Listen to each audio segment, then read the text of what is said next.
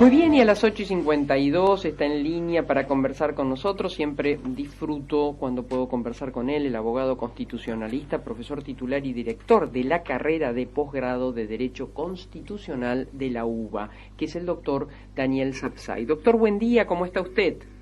Muy bien, buen día. ¿Qué dice Arminia? Un gusto. Bien, gracias. Pensar que iba a estar por Rosario dando una charla, ¿no? Y la pandemia paró todo. Dejó sin efecto. Bueno, vamos a ser optimistas y hablar de posposición. Exactamente. Bueno, doctor, ¿cómo se lleva usted con la tecnología? Porque vio que todos tuvimos que de bruces ingresar en la misma. Usted es profesor, digamos, ¿ya estaba manejando lo tecnológico o tuvo que hacer un curso intensivo? Manejaba, digamos, lo más esencial, no manejaba todo lo que apareció como necesario después. Sí. Me hice a la fuerza. Y sí. No tuve más remedio. Claro. Parece algo natural, ¿no? Así es.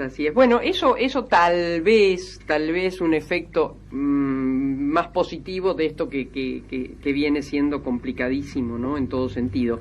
Doctor, he leído con atención una expresión impulsada por distintos actores académicos, políticos, no sé, no alcancé a ver si en la firma también algún dirigente gremial, ex presidentes como el doctor Duhalde, es decir, referendes de distintos sectores pidiendo algo que se había anunciado desde el gobierno y que creo incluso hay por allí algún proyecto de ley, ¿no? Un ámbito de una mesa de consenso, de diálogos, de encuentros.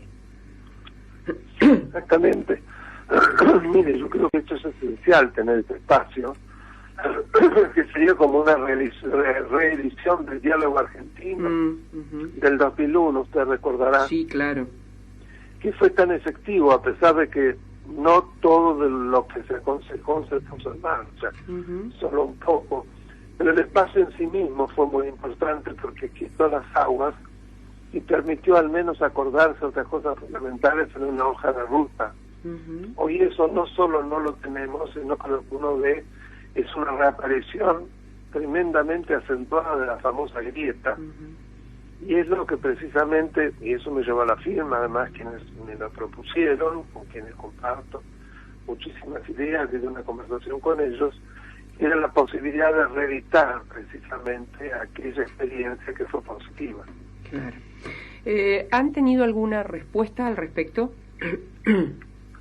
Mire, por el momento que yo sepa nada, yo no estoy, digamos, en quienes llevan el día a día, que es precisamente el club político de Argentina, que es ya esa organización que tiene varios años y que precisamente está integrada por personalidades muy destacadas, entre las cuales Graciela Fernández Mejídez, que ha sido un poco el timón para esta iniciativa, y que son ellos los que me imagino que tienen directamente el contacto. Y por el momento creo que no hay ningún, nomás el presidente rápidamente dijo que todavía no estaba dado el momento.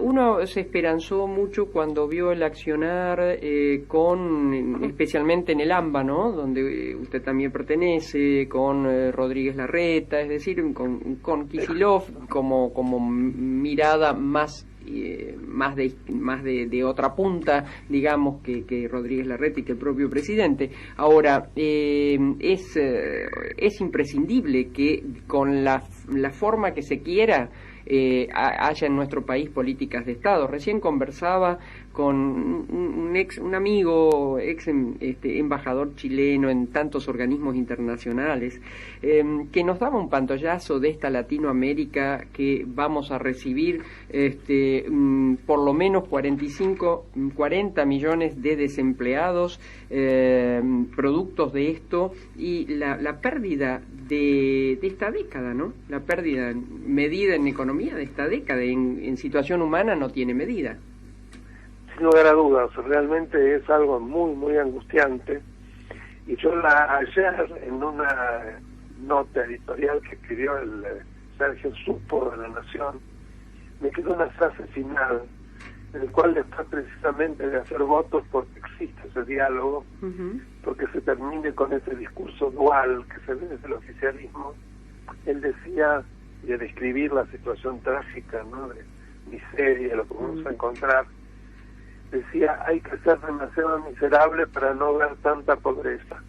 Claro. Me parece que es una definición extraordinaria, ¿no es cierto? Sí. Doctor, usted tiene su fuerte en la justicia en cuanto a toda su carrera. Y yo guardo para mí que Argentina no será república hasta que su justicia sea justa, aunque esto suene raro y extraño, porque se supone que la justicia per se debe ser justa, ¿no? Es uno de sus valores. Es la base de un sistema republicano de Estado de Derecho. ¿Sí? El Estado de Derecho pretende que sea a través de normas previamente establecidas que los gobernantes se vean limitados y que cuando esto no ocurra sea el Poder Judicial el que controle y sancione o ponga en su lugar a aquellos que no cumplen con lo que las normas establecen. Entonces, si la justicia es débil, si la justicia no es justa, como usted muy bien dice, lamentablemente se desmorona todo el edificio, no tiene posibilidad de contención. Se habló, usted es profesor de Derecho Constitucional, se habló de algo que, bueno, en el gobierno de Macri también se pensó en posponer las PASOs. Cuando hay debilidad institucional, ¿está bueno o está malo que los resortes de participación de la gente sean acotados? Mire, a mí el sistema de PASO no me gusta y lo comuniqué y lo manifesté siempre, pero creo que todo sistema electoral debe tener una continuidad.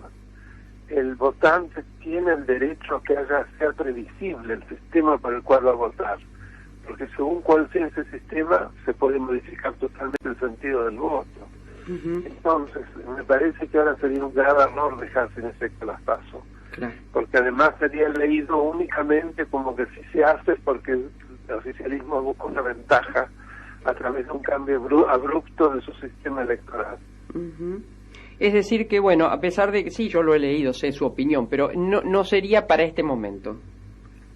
Para mí no, y es más, hace mucho tiempo que yo tomo una disposición muy simple que tenía la Constitución de Bolivia antes de ser modificada por Morales, en la cual se establecía que todo cambio institucional, sea en lo electoral, sea en lo constitucional, recién debe regir una vez que termine el gobierno bajo el cual se llevó a cabo esa reforma, no durante, para que no se sospeche que en realidad solo se la hizo para beneficiar a quien gobierna. Claro. ¿Cómo está observando el accionar de la justicia ante lo que son los pecados del poder, o para ser más clara, ante la corrupción? Mire, con una enorme decepción, no es que me sorprenda, pero de una manera tan colosal el ver cómo se acomodan los tantos, cómo se retrasan las decisiones, cómo se da marcha atrás con muchas decisiones que fueron positivas en el pasado, cómo salen de la prisión preventiva, más allá de lo que uno pueda criticar la prisión preventiva como instituto, personajes que a ojos vistas han robado a la nación, es algo que a uno le resulta muy descorazonante. Sapsay, Marcos Pereira lo saluda, buenos días. Buenos días. Ayer estamos observando algo al revés en ese sentido, porque una de las cámaras confirmó el valor de la fianza para Lázaro Báez, ¿no? Que el fiscal había recomendado el dólar oficial y dijeron no, tiene que ser el dólar que se consigue, el dólar billete, el dólar papel, y bueno, nuevamente lo pone con muchas imposibilidades de salir de la cárcel, algo que se estaba descontando, ¿no? Eso me parece muy positivo. Me parece que la reacción tan importante de una parte muy importante de la sociedad, y que en gran parte comenzó con el tema Vicentín en la provincia de ustedes, es un elemento que por un lado les da empoder a los jueces, porque sienten que no están absolutamente en las garras de un gobierno que los presiona y que les exige, que a quienes además los eligió a que actúen de determinada manera. Esto permite, y sobre todo a los jueces probos, que puedan sentirse suficientemente legitimados y con fuerza como para tomar decisiones justas, tomando la terminología de Mayor Niño. Claro, claro. Ayer se conoció, o ayer o antes de ayer, bueno, algo que sucedió en la legislatura de Catamarca, ¿no? Que es la eliminación del Consejo de la Magistratura Provincial y la ampliación de los miembros de la Corte. Algunos lo toman como un ensayo para que después, bueno, viaje a la capital federal y se nacionalice esta decisión. La verdad que es sumamente preocupante. Más que la supresión del Consejo de la Magistratura, que era un organismo muy cuestionado en esa provincia y que además no surgía de la Constitución, sino que surgía de la ley, lo que más me preocupa es la extensión del número de miembros de la Corte Suprema. Porque si en esa sustitución de organismos se logra así un mecanismo más justo, más equitativo y más distante de la politización para la designación y remoción de jueces, bienvenido sea. Pero lo que no tengo duda alguna, que toda vez que un gobernante amplía el número de miembros de la Corte, lo que decía es hacer una Corte adicta. Eso siempre es histórico. Bueno, por eso fue inicialmente tan bien visto lo que hizo el expresidente Néstor Kirchner inicialmente. ¿Se acuerda que redujo? Duda, yo lo aplaudí de pie, no hay que mirar el archivo, inclusive escribí un artículo laudatorio que se publicó en La Nación del día siguiente, del decreto 222/03, por el cual el presidente se autolimitaba en sus facultades de designación de los miembros de la Corte Suprema. Es decir, exigía de un proceso previo por el cual se ponía a disposición de la ciudadanía que pudiese emitir los comentarios, sean a favor o en contra, respecto a las características del candidato que se ofrecía, como así también que éste tuviese que hacer una declaración jurada sobre sus bienes, sobre el ejercicio de la profesión, sus vínculos profesionales, etcétera, etcétera. Bueno, eso fue una decisión, por supuesto, excelente. Una duda que tengo con el caso Canicova Corral, ¿no? Que se ha jubilado, bueno, seguirá cobrando su jubilación.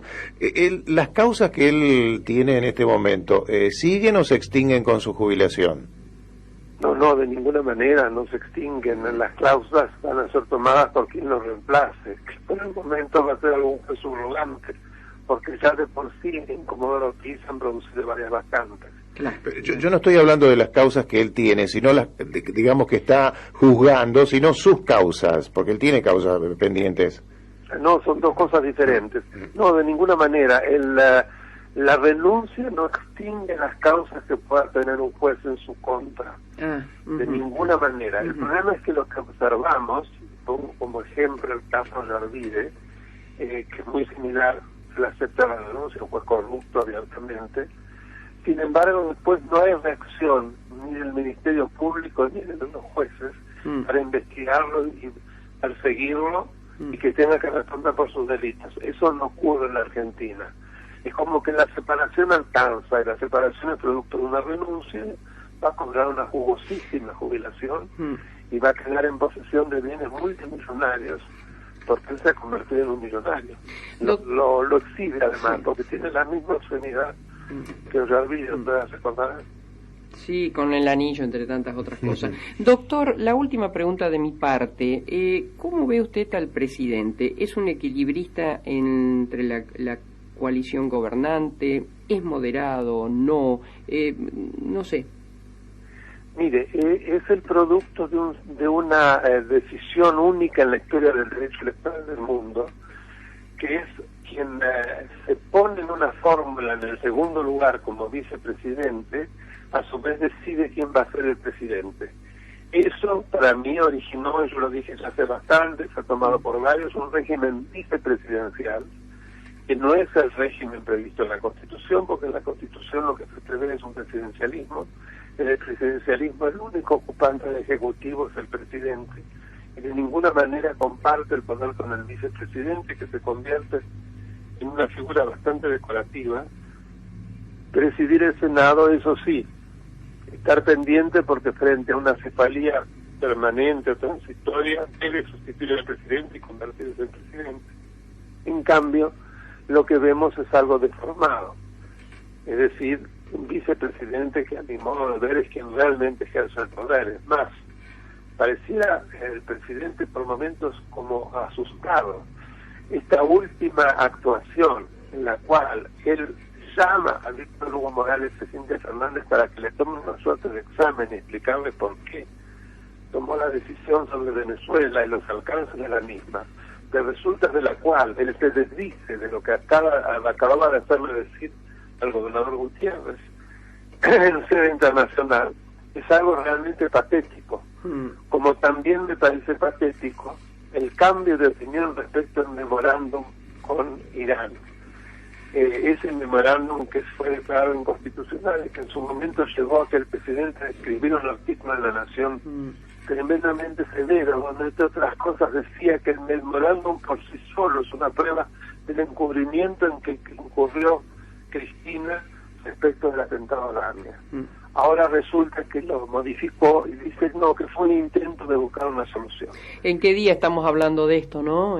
Otra deuda. Otra deuda pendiente. ¿Hace ya cuántos años? 26 años, ¿no? De aquel... 26 años se cumplieron en el 18, no ha pasado nada, o sea, esa es la demostración de que no tenemos una justicia justa. Debía arrebatar la expresión. Sí, pero para mí es un honor, doctor. Copyright. Bueno, le dejo un abrazo enorme. Gracias por este ratito que nos brindó.